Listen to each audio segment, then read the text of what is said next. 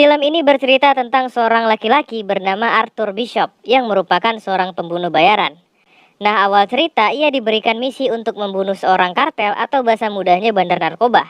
Di misi ini Bishop melakukannya dengan sangat rapi, di mana saat korbannya sedang berenang, ia menyergapnya dari bawah dan membuat seolah-olah korbannya mati akibat tenggelam. Setelah melaksanakan aksinya, ia pun pergi ke bawah tanah dan mengganti bajunya. Dengan memanfaatkan keributan yang terjadi, ia pun dapat kabur dan pergi dari tempat itu dengan cara melompat ke sungai kemudian pergi dengan berpegangan kepada kapal yang lewat. Tempat pun berpindah ke sebuah pelabuhan di mana ia memberi minuman kepada si penjaga kapal Henry dan pergi dengan kapal kecil melewati laut ke rumahnya yang berada di pinggir sungai tepat di tengah hutan. Nah, disinilah ia merencanakan semua aksinya, di mana tugas-tugasnya harus dibuat seolah-olah menjadi kecelakaan. Kemudian ia membakar semua berkas yang ada untuk menghilangkan jejak. Setelah pekerjaannya berhasil, Bishop pergi ke suatu restoran dan bertemu dengan seorang pria tua yang bernama Harry, yang tak lain adalah sahabat dekatnya sekaligus atasan yang memberikannya pekerjaan. Nah, setelah mendapatkan bayarannya, ia pergi ke suatu kafe, bertemu dengan seorang gadis dan menghabiskan malam dengannya, dan kemudian pergi. Begitulah kehidupannya saat sedang tidak bekerja. Namun keesokan harinya hal mengejutkan terjadi, di mana saat Bishop sedang memeriksa pekerjaan selanjutnya, ia menemukan bahwa orang yang harus dia bunuh adalah sahabatnya sendiri, yang tak lain adalah Harry. Merasa ada yang salah, ia menghubungi perusahaan yang memberinya pekerjaan dan meminta pertemuan dengan petinggi perusahaan tersebut. Nah, singkat cerita, Bishop pun bertemu dengan seorang laki-laki bernama Dean, yang merupakan salah satu petinggi tempat ia bekerja. Di sini diketahui bahwa Harry telah membocorkan rahasia sebuah misi di Afrika Selatan di mana mengakibatkan 5 orang terbunuh pada saat itu. Dengan bukti ada transferan uang yang sangat besar ke rekening Harry. Dean pun memberikan pilihan kepada Bishop untuk membunuh temannya Harry tanpa rasa sakit atau mereka akan mengirim orang lain untuk melakukannya. Dan Bishop memilih pilihan pertama agar temannya tidak menderita. Rencana pun dilakukan di mana Bishop menelpon Harry di kantornya seolah-olah memberitahu akan ada orang yang membunuhnya dan menyuruhnya untuk pergi sendiri ke tempat parkir di bawah gedung. Namun sial di sini akhirnya ia mengetahui bahwa orang yang mau membunuhnya tak lain adalah Bishop sahabatnya sendiri yang seolah-olah membuat ia terbunuh karena pencurian mobil. Nah, di sini sedikit drama kesedihan terjadi di mana Harry mengeluarkan pistolnya namun bukan untuk membunuh Bishop melainkan diberikan kepadanya. Dan akhirnya Harry dengan sukarela mau dibunuh oleh Bishop dengan alasan ia tak mau orang lain yang melakukannya. Tembakan pun terjadi dan tentu saja membuat Bishop merasa bersalah karena telah membunuh sahabatnya sendiri. Singkat cerita, setelah membunuh sahabatnya, ia pun bertemu dengan Stephen, seorang berandalan yang tak lain adalah anak dari Harry, saat mengunjungi pemakamannya dan mengantarnya ke rumah ayahnya yang sebentar lagi akan disita oleh bank. Nah, disinilah mereka mulai berhubungan, di mana pada malam hari Bishop mengagalkan usaha Stephen saat ingin membunuh seseorang yang ingin mencuri mobilnya. Keesokan harinya Stephen secara tidak sengaja bertemu dengan Bishop dan meminta pekerjaan kepadanya dengan alasan bahwa Bishop berhutang kepada ayahnya. Bishop yang awalnya menolak karena rasa bersalah telah membunuh ayahnya, akhirnya mengajaknya untuk ikut bersamanya menjadi The Mechanic, yaitu pembunuh bayaran yang membunuh targetnya tanpa meninggalkan jejak. Cerita pun berlanjut di mana Stephen diberi misi untuk selalu datang ke sebuah kafe setiap pagi selama 1 jam. Kemudian di sela misi itu ia dilatih oleh Bishop, mulai dari menggunakan senjata sampai mempelajari bagaimana cara membunuh orang agar tidak terlihat seperti pembunuhan. Dan juga mengajak Stephen pindah ke rumahnya. Nah, setelah pindah, Bishop pun mengajak Stephen untuk melihat pekerjaannya, yaitu membunuh seorang penjual senjata ilegal. Mereka pun datang dan berpura-pura untuk membeli senjata.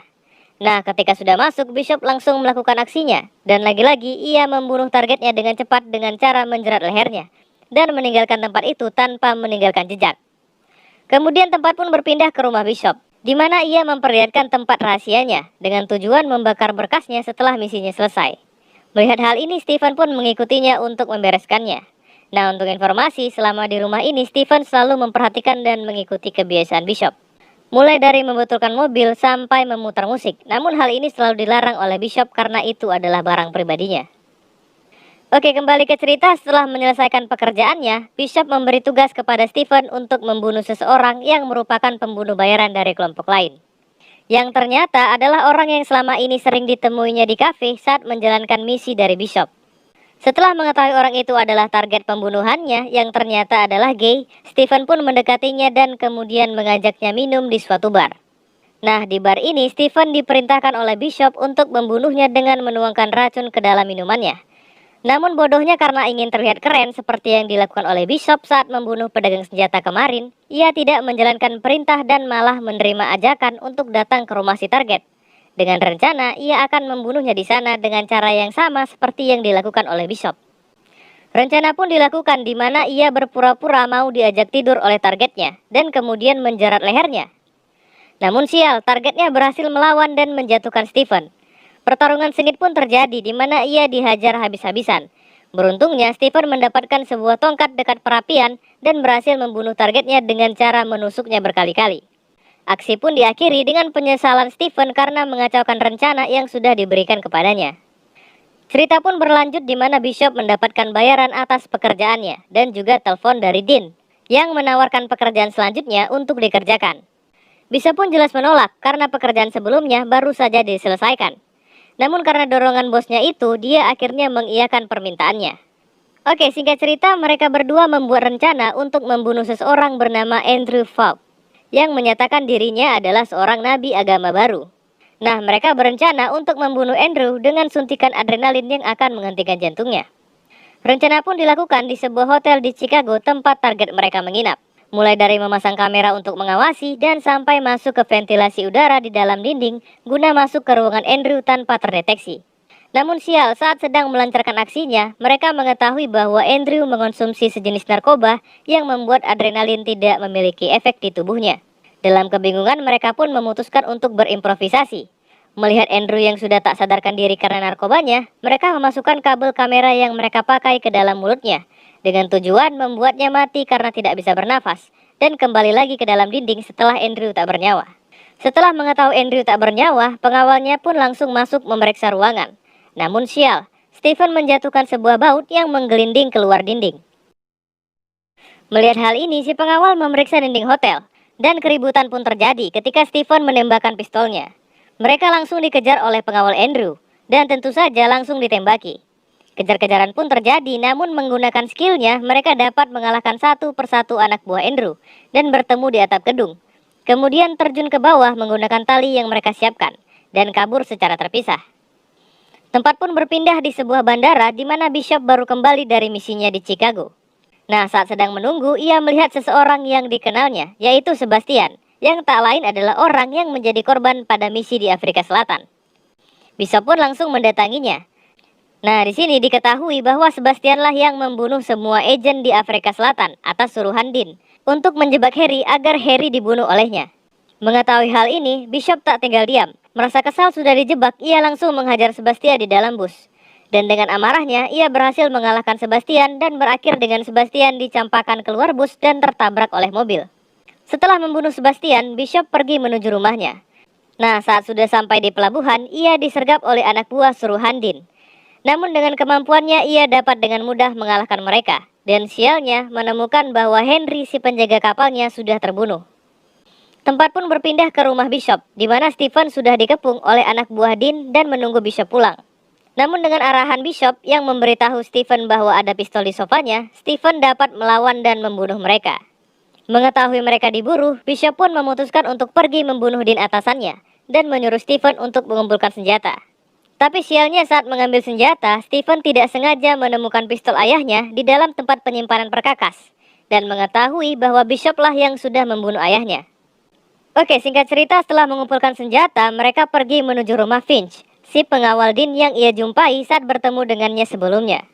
Sedikit drama pun terjadi di mana mereka mengancam Finch untuk memberitahu di mana Dean berada, atau Bishop akan menghancurkan tangan anaknya. Nah, di sini akhirnya mereka mengetahui di mana posisi Dean sebenarnya. Aksi perburuan pun dilakukan, di mana Bishop memancing Dean keluar dengan cara menelponnya dan berpura-pura bahwa Bishop sudah berada di dalam gedung yang sama tempat ia berada. Tak tinggal diam, Dean langsung menyuruh anak buahnya untuk mengeluarkannya dari gedung. Dan disinilah rencana mereka dimulai, di mana Bishop menunggu di sebuah mobil di tempat parkir di suatu gedung, dan Stephen mencuri sebuah bus. Dan benar saja, ketika rombongan mobil Dean lewat, Bishop langsung tancap gas dan menabrak mobil pengawalnya dengan keras. Kemudian disambut oleh bus yang dikendarai Stephen yang menabrak mobil pengawalnya dari depan. Melihat mobil Dean tanpa pengawal, Bishop dengan cepat mengganti mobilnya dan menabrak Dean dengan menggunakan truk sampah sampai membuat mobil tahan pelurunya hancur berantakan. Adegan aksi pun diakhiri di mana mereka menembak Dean yang sedang merangkak keluar dari mobilnya sampai mati. Tempat pun berpindah ke sebuah mobil di mana mereka berdua berkendara menuju rumah dan mulai berdiskusi. Nah, di pembicaraan ini diketahui bahwa mereka akan menghilang, mencari pekerjaan baru dan identitas baru. Namun di tengah pembicaraan mereka, Bishop secara tidak sengaja melihat pistol Harry yang disimpan di rumahnya berada di sarung pistol yang digunakan Steve. Cerita pun berlanjut di mana mereka berhenti di sebuah pom bensin untuk mengisi bensin. Steven pun keluar untuk mengisi bensin mobilnya. Namun ternyata saat mengisi bensin, ia membuat bensin tersebut tumpah dan kemudian menembak mobil Bishop dari kejauhan sehingga menghancurkan mobilnya karena ledakan. Singkat cerita, setelah meledakkan mobil Bishop, Steve menuju rumahnya, menghidupi musik dan kemudian pergi menggunakan mobil yang ada di bengkel Bishop. Namun sial, tak lama setelah mengendarai mobilnya, Steve menemukan sebuah kertas di tempat duduk tepat di sampingnya, yang bertuliskan, "Jika kau membaca ini, maka kau mati," yang berasal dari Bishop. Dan benar saja, tak lama setelah itu, mobil yang dikendarai Steve langsung meledak. Disusul rumah Bishop yang terbakar dan meledak akibat api yang berasal dari jebakan yang ada pada pemutar musik yang digunakan oleh Steve sebelumnya. Cerita pun kembali ke pom bensin tempat mobil Bishop meledak, di mana sekelompok polisi sedang melihat rekaman CCTV saat ledakan terjadi. Nah, di sini diketahui ternyata Bishop berhasil kabur sesaat sebelum ledakan terjadi dan berhasil selamat. Film pun ditutup dengan adegan di mana Bishop berjalan santai meninggalkan pom bensin, kemudian pergi dengan mobil yang sudah ia persiapkan dan film pun berakhir. Oke, waktunya sedikit